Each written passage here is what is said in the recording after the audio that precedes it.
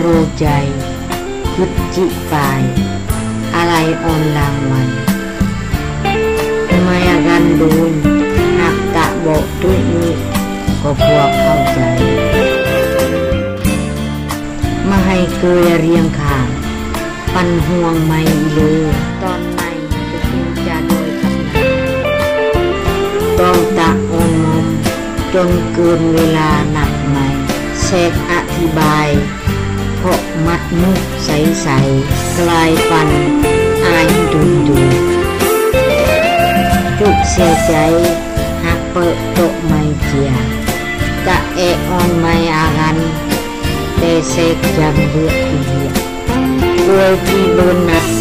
ติดอันดับของความยงออนจองทำอิฐเอิดหนึ่งไกลมิตรเสมอให้เข้าใจและแก้สำเร็จกตาปันเรา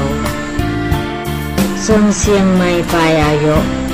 ก็คือให้ระมอกกันจูคือเชียรนเปิดจงไม่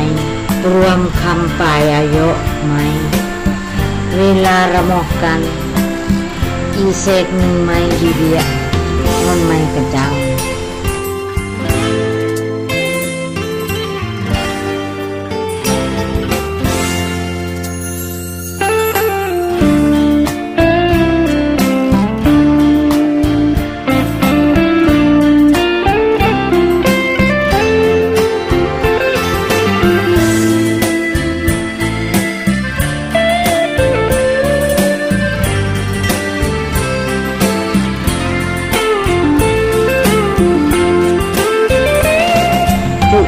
ใจหักเปิดโจไม่เจียกะเอออนไม่อากันเตเสกจังเลือดอีเลียกวยที่เบิร์นัด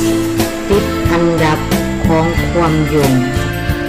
ออนจองทำอิฐเอิดหนึ่งไกลมิตรเสมอให้เข้าใจและแก้สำเร็จกตาปันโรส่งเสียงไม่ไปอายุก็คือให้ระมอกกันจูคือเชียรนเปิดจงไม่รวมคำปลายอายุไม่เวลาระมอกกันอีเศษหนึ่งไม่ดีเดียมันไม่กระจังรวมคำปลายอายุไม่เวลาระมอกกันอีเศษหนึ่งไม่ดีเดีย